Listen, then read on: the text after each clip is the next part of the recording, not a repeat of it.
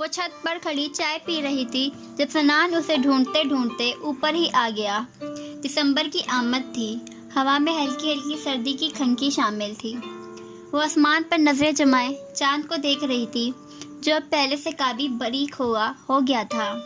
اس نے ایک نظر چاند کی جانب دیکھا، لیکن ہمیشہ کی طرح سے چاند اتنا خوبصورت نہیں لگ رہا تھا جتنا سامنے کھڑی وہ لڑکی۔ آسمان پر سے فوراً نظریں ہٹاتا محبت سے ثنایا کو دیکھتا ہوا اس کے قریب آ کر رکا۔ تم اکیلی یہاں کیا کر رہی ہو مائی ڈیئر کزن پلس دوست؟ سنان اس کے پاس چند قدم کے فاصلے پر آ کر رکتا بے تکلفی سے بولا، جبکہ ثنایا کی تو اب برداشت ہی جواب دے گئی تھی۔ میں آپ کی دوست نہیں ہوں سنان۔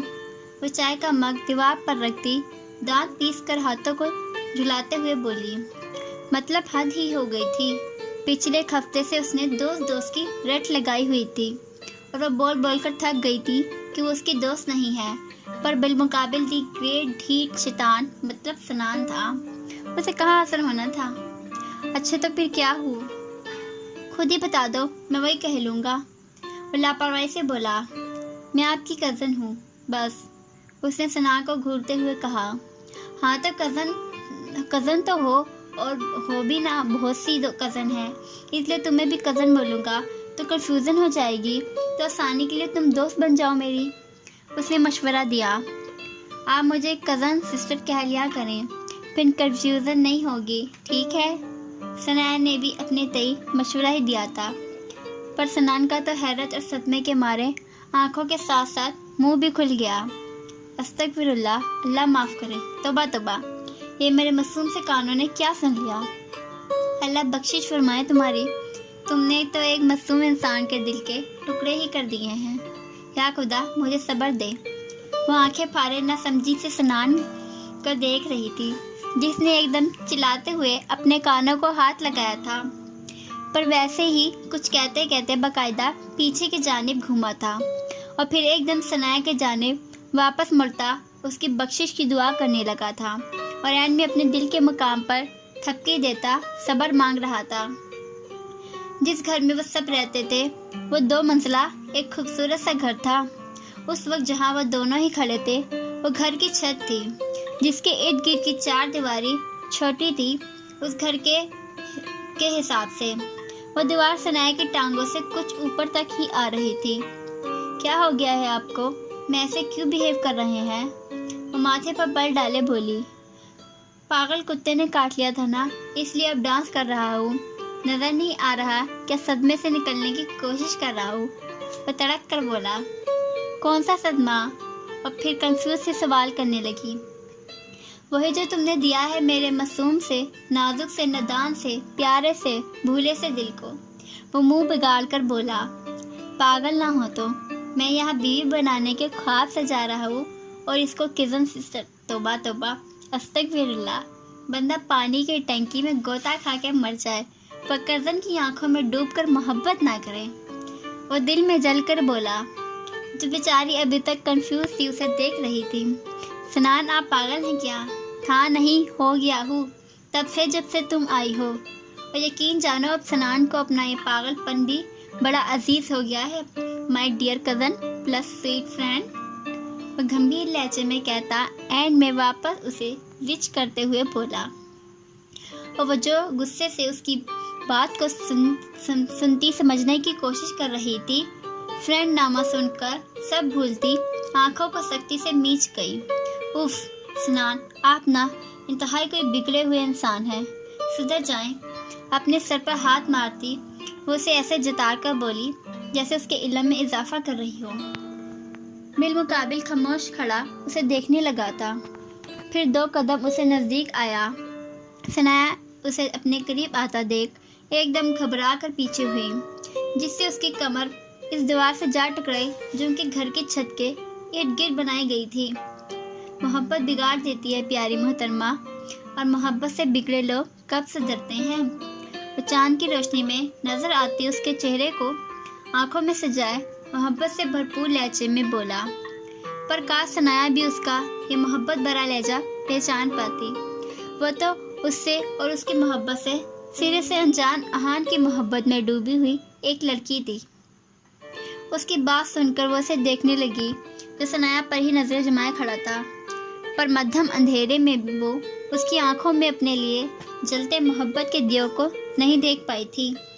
पर असल अंधेरा इर्द गिर्द नहीं, उसकी आंखों में था। तभी तो वो अपने सामने खड़े उस आशिक को नहीं देख पा रही थी जो अपना सब कुछ उस पर कुर्बान कर रहा था। वो एकदम पलटी, आसमान पर नजरें जमा गई।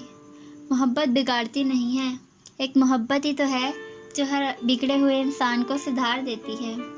हमारे हाथों और पैरों में महबूब के नाम की जंजीरें डालकर हमें हर उस जगह जाने और हर वो काम करने से रोक देती है जो महबूब को नापसंद हो। वह फिर चाहे हमें नशे की तरह लत ही क्यों ना हो वो काम करने की, हम रुक जाते हैं ये सोच करके कि ऐसा करने से कहीं हमारा मन चाहा शख्स नाराज ना हो जाए। और पता है, वो रुकी, एक गहरा सांस हवा के सुपर्द किया, फिर पलट कर सनान को देखकर बोली, मन चाहे शख्स की नाराजगी बड़ी जानलेवा होती है। ऐसी सूली पर लटकाती है जहाँ सांस तो आता है लेकिन फिर भी ऐसा महसूस होता है जैसे हम जिंदा रहकर भी मर रहे हों। वो दम सादे उसे सुन रहा था। ये बात उससे बेहतर कौन जान सकता था। सनाया की नाराजगी ने सच में उसे ऐसे ही सूली पर तो लटकाया था। तो क्या मोहब्बत बिगाड़ती नहीं है इंसान को? और उसने भौहें उचकाकर सवाल किया और सनाया के सामने आता दीवार पर उसकी जानिब मुंह करता बैठ गया। बिगाड़ती है ना, पर तब जब दिलो दिमाग पर नई नई मोहब्बत का चमार चढ़ा हो, तब ना पैर जमीन पर टिकते हैं और ना ही दिमाग ठिकाने रहता है। इंसान खुद को हवाओं में महसूस करता है। उसे लगता है जैसे उसने दुनिया फतह कर ली। फिर उस मोहब्बत के रंग उसे बिगाड़ते हैं। लेकिन हर बार मोहब्बत मिल जाए ऐसा थोड़ी होता है। उसने मध्यम मुस्कुराहट से सनान से सवाल किया। उसका रंग उड़ा।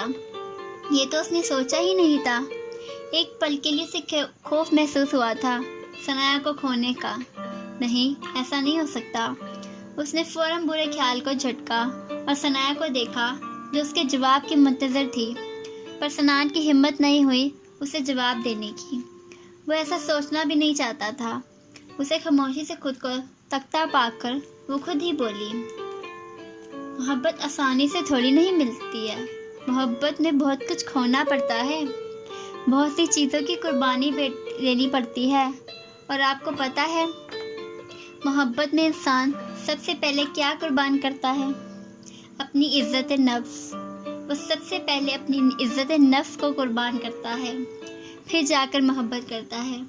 क्योंकि जहाँ इंसान को अपनी नफ्स से अजीज़ हो वहाँ मोहब्बत नहीं होती।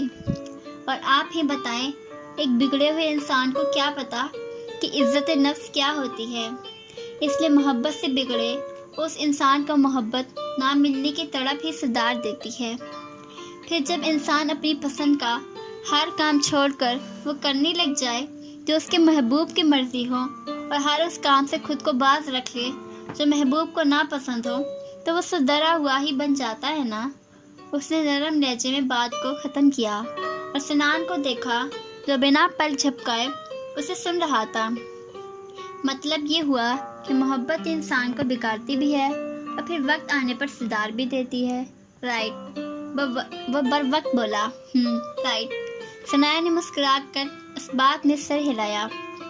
वैसे एक बात बताओ प्यारी मोहतरमा, वो सरगोशिया अंदाज में बोला। कभी दोस्त तो कभी प्यारी मोहतरमा, सनाया आंखें घुमाती बड़बड़ाई, जिसे सुनता सनान गहरा मुस्कुराया। क्या बात? वो तीखे लहजे में बोली। पहले वाला वो मधोश कुन नरम लहजा अब कहीं नहीं था। तुम बड़ा जानती हो मोहब्बत के बारे में, कहीं किसी से मोहब्बत तो नहीं कर बैठी हो ना तुम? उसके चेहरे के रिएक्शन पास थोड़ा झुकता वो उसे गहरी निगाहों से देखता हुआ बोला। सनाया एकदम साकित हुई। उसे सनान से इस सवाल की तवक्को नहीं थी। सोचो के पर्दों पर अहान का अक्स लहराया तो सर झुका गई।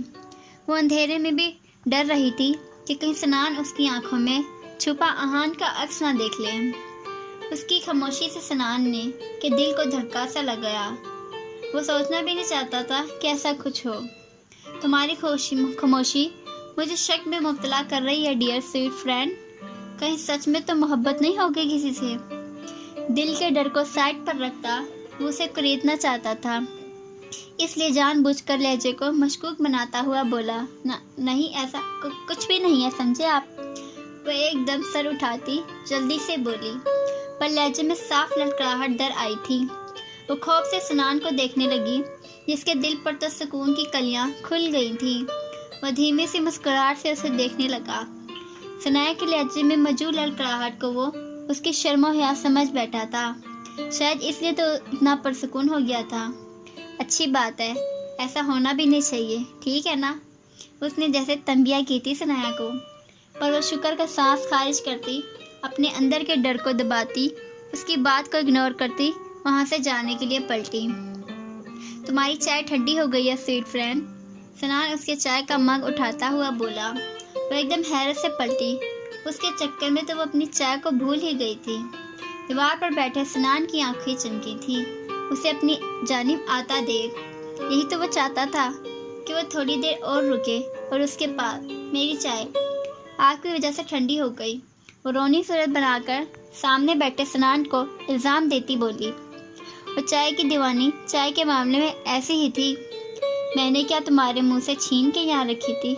وہ دو بدو بولا، پر آپ نے مجھے اپنی فضول اور بے تک کی باتوں میں لگایا تھا، اس لیے میں بھول گئی۔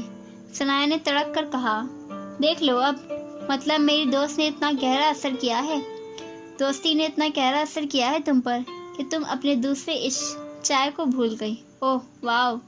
وہ خود ہی اپنی بات سے امپریس ہوتا جتاتے ہوئے کہنے لگا، استغفر اللہ، آپ کیا تمیز سے بات نہیں کر سکتے؟